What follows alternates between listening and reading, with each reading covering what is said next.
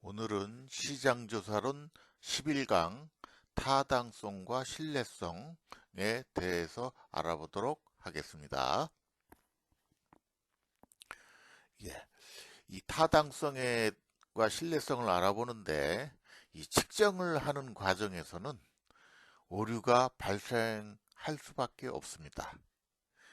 그래서 이 측정 과정에서 적지 않은 오차, 오류가 발생을 하는데 그 과정을 보면 발생하는 이유를 보면 일단 표본 산출 과정에서 오류가 발생을 해요. 완전 무작위 추출을 하는 것이 좋지만 사회과학에서는 무작위 표본 추출하는 게 현실적으로 불가능 경우가 많기 때문에 이 과정에서 오류가 생기고 또 측정 대상이 가지고 있는 다양한 값들을 측정 도구를 이용해서 측정한 후 그 값을 변수로 지정하는 일련의 과정에서도 오류가 발생하게 됩니다. 그래서 측정 대상이 다양한 값을 갖고 있는데 측정 도구를 잘못 선택을 한다든가 그것을 또 저장할 때도 오류가 생길 수 있고 그리고 또 그것을 어떠한 척도로 저장하느냐 뭐 이런 문제들 그리고 조사자가 잘못 자료를 수집하기도 합니다. 왕왕 있어요. 그래서 조사 담당자는 그 조사를 실무적으로 하는 사람들을 잘 그 관리하고 감독해야 됩니다. 그래서 제대로 된 조사가 이루어질수록 하기 위해서 그런 관리를 잘 해야 돼요. 그래서 이러한 오류들, 오차들이 발생을 하는데 올바른 측정 도구의 측정 방법을 사용하는가에 대한 것이 측정의 타당성이고 측정 대상을 정확하게 산정하여 올바른 측정 도구와 방법으로 얼마나 신뢰할 수 있는 측정을 수행하였는가 하는 것이 측정의 신뢰성입니다. 그래서 오늘은 측정의 타당성과 측정의 신뢰성에 대해서 알아보도록 하겠습니다. 먼저 타당성에 대해서 알아보면 측정을 위해 개발된 도구를 사용하여 측정하고자 하는 개념이나 속성을 얼마나 정확하게 측정할 수 있는가를 나타내는 지표다라는 거고요. 어느 정도로 제대로 된 측정 도구를 사용하여 측정하였는가를 나타내는 지표다. 측정 도구가 제대로 된 측정 도구였느냐, 정확한 측정 도구를 가지고 측정하였느냐, 이것을 보는 것이 타당성이다라는 거예요. 그래서 타당성이 있는 측정을 예를 들면 신장계를 이용해서 키를 측정하거나 체중계를 이용해서 몸무게를 측정하는 것 이것이 이제 제대로 된 그 신장계나 측정계를 사용을 해야죠. 근데 타당성이 없는 측정을 보면 머리둘레 크기로 지름지수를 측정하거나 몸무게로 체력이나 학습 능력을 측정한다는 것은 잘못된 거죠. 이런 것은 타당성이 없다. 이렇게 얘기할 수 있겠습니다. 그래서 타당성의 종류를 보면 내적 타당성과 외적 타당성이 있는데 내적 타당성은 실험이나 연구가 정확하게 수행됨으로써 그 결과를 어느 정도 믿을 수 있는가 나타내는 타당성을 말한다. 그 측정 과정, 연구 절차 이런 것이 과학적으로 얼마나 객관적이냐 이런 것을 말하는 것이다 라는 거죠. 그리고 외적 타당성은 실험이나 연구 결과를 현실 세계에 어느 정도까지 일반화하여 적용할 수 있는가를 나타내는 타당성이다 라는 거예요. 그러니까 즉 실험실에서는 그게 이루어질 수 있지만 현실 세계에서는 그것을 적용할 수 없을 때 그거는 문제가 있겠죠. 그런 것을 보는 게 외적 타당성이다 라는 거고 이 부분은 전에 한번 강의를 했었죠. 내적 타당성과 외적 타당성의 트레이드 오프 관계, 내적 타당성을 늘리면 외적 타당성이 줄어들고 외적 타당성을 늘리면 내적 타당성은 줄어들 수밖에 없는 이런 관계다. 그래서 내적 타당성과 외적 타당성이 적절히 균형을 이루어야만 연구에 사용되는 측정 도구나 방법이 측정하고자 하는 개념이나 속성을 정확하게 측정했다고 말할 수 있다라는 거예요. 그래서 내적 타당성을 정의하는 관점에서는 첫 번째가 대표성입니다. 내용 타당성이라고 하고 측정을 위해 개발한 도구가 측정하고자 하는 대상의 정확한 속성값을 얼마나 포괄적으로 포함하고 있는가를 나타내는 정도다라는 겁니다. 정확한 속성값을 얼마나 포괄적으로 포함하고 있는가, 이것을 대표성이라고 본다. 예를 들어서 한 과목의 학점은 포괄적인 평가를 바탕으로 산출해야 내용 타당성이 높다라는 거예요.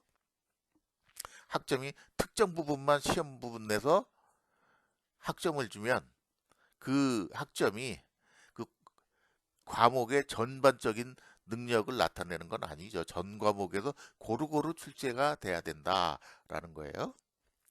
그 다음에 효과성, 두 번째로 효과성입니다. 기준에 의한 타당성, 특정한 평가 기준에 의한 측정의 효과성을 제시하는 방법으로서 예측 타당성이라고도 하는데, 미래의 결과를 예측하는데 어느 정도 정확한가를 판단하는 겁니다.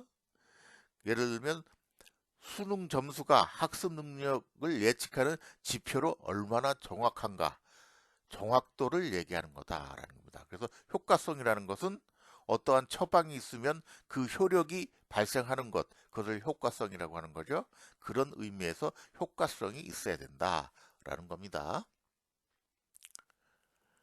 그 다음에 세 번째가 논리성입니다.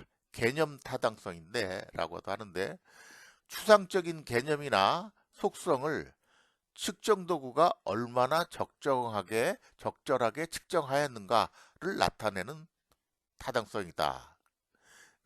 얼마나 적절하게 측정하였는가를 나타내는 타당성, 이게 개념 타당성이고 논리성에 해당된다라는 거고, 타당성을 측정하는 방법으로는 이해 타당성, 서로 유사한 여러 개념들을 모두 측정할 수 있는 측정 도구일수록 이해 타당성이 높다고 평가하고, 평가 측정 도구의 포괄성이다, 이렇게 이해하시면 되겠습니다.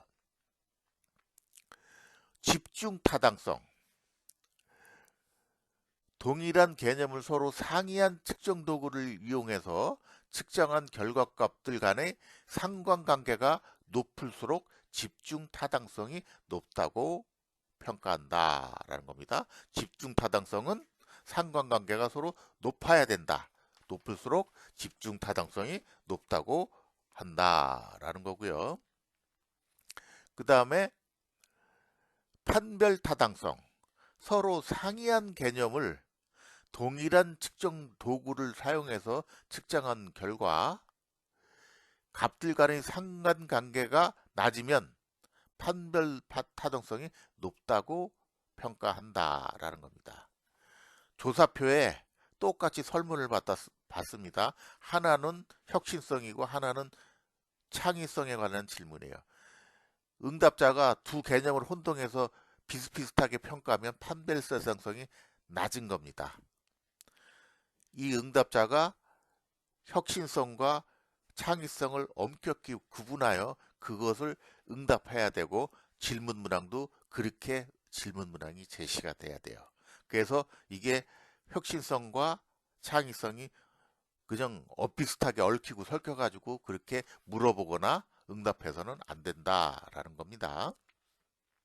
그래서 외적 타당성에 대해서 한번 알아보도록 하겠습니다. 실험실에서 실험이나 학문적 연구를 통해 도출된 결과를 이 실험과 유사한 다른 상황이나 현실 사회에서 적용이 가능한가, 즉 일반화가 가능한가라는 것을 외적 타당성이다, 이렇게 이해하면 되겠어요.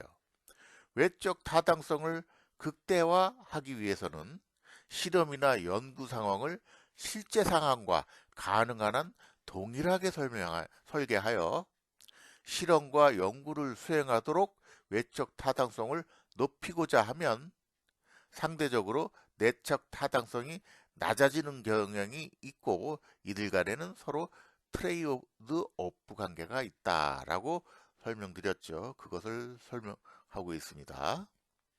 그래서 타당성을 높이는 방법은 연구 분야에 대한 충분한 지식을 습득하고 사전조사를 충분히 활용하고 선행 연구를 많이 봐야 된다는 거죠. 가능한 한 선행 연구에서 이미 타당성이 인정된 측정 방법을 이용해서 연구한다라는 겁니다. 타당성이 인정된 측정 방법, 설문지 같은 게 유명한 학자라든가 석학이 개발해낸 설문지가 있어요. 그 설문지를 활용해서 설문을 받으면 타당성이 인정이 된다. 이런 말입니다. 논문 쓸 때는 이런 방법을 활용을 하죠. 그것을 얘기하고 있습니다. 그 다음에 신뢰성에 대해서 한번 알아보도록 하겠습니다. 신뢰성의 개념은 측정하고자 하는 현상이나 대상을 얼마나 일관성 있게 측정하였는가를 나타내는 것으로서 이를 안전성, 일관성, 예측 가능성, 정확성이라고도 표현한다라는 겁니다. 신뢰성을 측정하는 방법은 여러 번 반복해서 측정한 조사 결과나 실험 결과들이 얼마나 일치하는가를 나타내는 일치성 정도에 따라 신뢰성을 판단하는 방법이 있다라는 겁니다. 계속 반복해서 조사하고 실험해도 똑같은 결과가 나와야 된다 그랬죠. 그게 과학이라고 그랬어요. 그래서 계속 틀린 결과가 나오면 이게 신뢰성이 없는 거죠. 하나의 측정 도구나 방법을 이용하여 얻은 측정치가 측정하고자 하는 개념이나 속성을 충분히 잘 대변할 수 있는 진실된 인지를 판단해서 신뢰성을 파악하는 방법이다라는 겁니다. 그래서 개념이나 속성을 잘 대변하고 있는지 이것을 파악하는 방법이 있다라는 거고요. 측정한 결과로 얻은 값의 오차 범위로 신뢰성을 파악하는 방법이다라는 겁니다. 통계적인 방법을 써서 오차 범위로 거기에 들어가 있는지 안 들어가 있는지를 신뢰성 파악하는 기준으로 한다라는 방법이 있다라는 것입니다.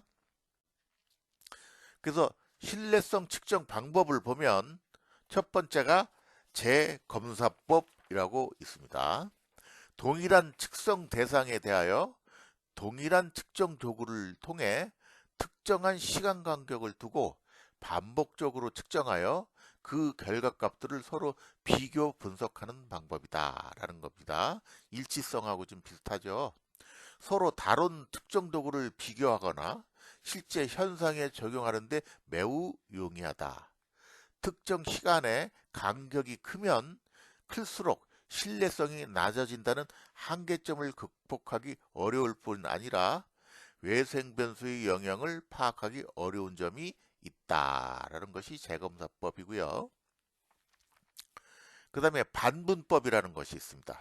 측정할 때 사용할 수 있는 도구나 방법들을 2개의 임의의 집단으로 나눈 다음 이들을 이용하여 측정한 결과가 집단별로 서로 얼마나 다른가를 비교하여 측정 도구나 방법의 신뢰도를 분석하는 것으로 집단 평균 값들 간의 상관관계를 조사하여 상관계수 값의 크기로 측정 방법의 신뢰성을 측정하는 방법이 있다라는 겁니다. 그래서 반분법은 두 개로 나누고 그것을 측정 결과를 어떤 측정 방법으로 해서 측정을 해서 그거를 반으로 나눠서 또 이렇게 분석을 하고 상관계수를 써서 신뢰성을 측정한다. 이렇게 이해하시면 좀 쉽게 이해하실 거예요.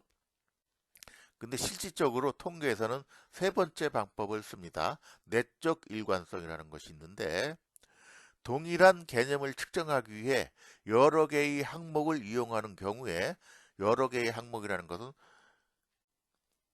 혁신성을 측정하기 위해 한 서너 개, 네 개, 다섯 개까지의 항목을 설문 문항을 물어본다라는 겁니다. 이 경우에 신뢰성을 측정하는 방법이다. 라는 거예요. 일반적으로 크롬바 알파 계수가 0.6에서 0.7 이상이면 측정 항목들은 비교적 신뢰성이 높다고 판단한다라는 겁니다. 일반적으로 0.6 이상으로 기준으로 해서 신뢰성을 판단을 하고 그 SBS 통계 분석 프로그램을 쓰면 이 크롬바 알파 값을 제시를 해줍니다. 그걸 갖고서 신뢰성을 측정을 해요. 그래서 신뢰성 분석에서 가장 많이 쓰이는 측정 방법이다. 이렇게 이해하시면 되겠고요. 신뢰성을 향상시키는 방법을 알아보도록 하겠습니다. 신뢰성은 동일한 측정 도구를 사용하여 측정 대상을 반복해서 측정하였을 경우 측정한 결과가 서로 크게 다르지 않아야 한다는 것을 전제로 하며 신뢰성은 측정의 비체계적 오차와 관련된 개념이다 라는 거예요. 그러니까 신뢰성은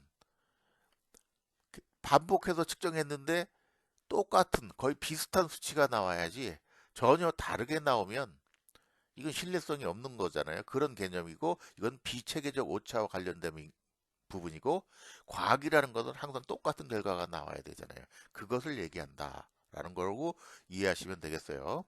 신뢰성을 향상시키기 위해서는 특정 항목의 모호성을 제거하고 측정 항목 수를 늘리고 응답자가 모르는 내용은 측정하지 말아야 하고 검증된 측정 방법을 사용해야 한다라는 겁니다. 아주 객관적인 방법인데 이런 것을 좀 간과하는 경우가 많습니다. 어떤 그 정부 사업 평가 갔는데 연구 용역 사업인데 그 조사표를 설명하는데 그래서 제가 조사표를 물어봤어요.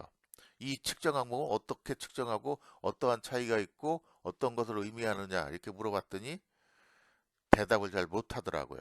응답자가 조사자가 내용을 잘 모르는 것을 측정하려고 하는 거예요. 그러면 안 된다라는 거죠. 조사자가 오류를 범하기 쉬운 것들이에요. 상식적인 얘기지만 그렇게 이해하시면 되겠습니다. 그래서 신뢰성과 타당성의 차이 구분하는데 중요한 개념은 체계적 오차와 비체계적 오차가 있다라는 겁니다. 체계적 오차는 타당성과 관련된 개념으로 어느 대성을 측정하여도 항상 동일한 크기의 방향으로 발생하는 오차를 말한다라는 겁니다. 측정 도구가 잘못돼 측정할 때마다 항상 동일한 크기와 방향으로 발생하는 오차를 체계적 오차라고 하고 이러한 체계적 오차가 발생하는 이유는 측정 도구의 타당성이 결여되었기 때문이다 라는 겁니다. 그러니까 측정하는 척도, 자라든가 그 측정 계량기 이런 것이 잘못됐으니까 계속 잘못된 값이 나오는 거예요. 목욕탕 체중의 바늘이 잘못되어 항상 2kg 더 나가도록 되어 있다면 이 추징계로는 어느 누가 몸무게를 측정해도 몸무게보다 항상 2kg 더 나가는 것으로 측정이 된다라는 거죠. 이게 체계적 오차가 되겠습니다. 그 다음에 비체계적 오차는 신뢰성과 관련된 개념으로서 측정하는 사람의 컨디션이나 감정의 변동, 측정자의 능력, 측정자가 잘 몰라요 등의 차이로 인해 발생하는 무작위적 오차라고 할 수 있다라는 겁니다. 측정 도구와 관계없이 특정 상황에 따라 발생하는 오차를 말한다. 사람이 측정하니까 감정적으로 좀 기복이 있을 수 있잖아요. 그리고 그 사람이 어떤 조사자는 능력이 있고 어떤 조사자는 능력 없고 요령이 없어가지고 잘못 측정하는 경우도 생기지 않습니까? 이런 것을 비체계적 오차라고 한다. 그래서 측정 도구와 관계없이 측정을 수행하는 상황이나 측정자와 관련된 오차를 말하고, 예를 들면 아무리 좋은 총을 가지고 사격을 해도 총을 쏘는 사수의 실력이 부족하면, 그 사람 실력이 부족하면 총알이 관역을 통과한 점들은 0점을 형성하지 않고 넓게 분산되어 나타난다 라는 것이에요. 이런 것이 비체계적 오차다, 이렇게 이해하시면 되겠습니다. 2022년도에 그 기출문제가 났습니다. 측정에 관한 물음이었죠. 타당성과 신뢰성 개념 앞에서 설명했고요. 신뢰성을 평가하는 방법 세 가지 아까 설명을 했죠. 그 다음에 2021년도 기출문제, 오류와 관련된 다음에 대해서 답하시오. 오류 발생의 잠재적 원천 세 가지, 제일 처음에 제가 설명한 거죠. 그걸 참고해서 기술하면 되겠습니다. 그리고 체계적 오차와 비체계적 오차, 조금 전에 설명을 했죠. 그래서 이거를 가지고 설명을 하시면 되겠습니다.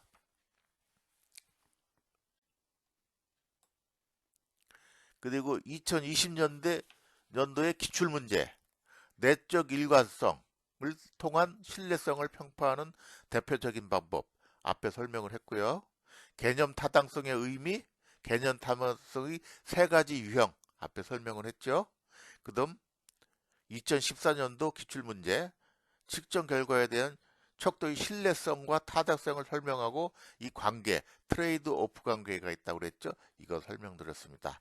제가 계속 강조하고 있지만 이해하는 거와 작성하는 것은 다릅니다.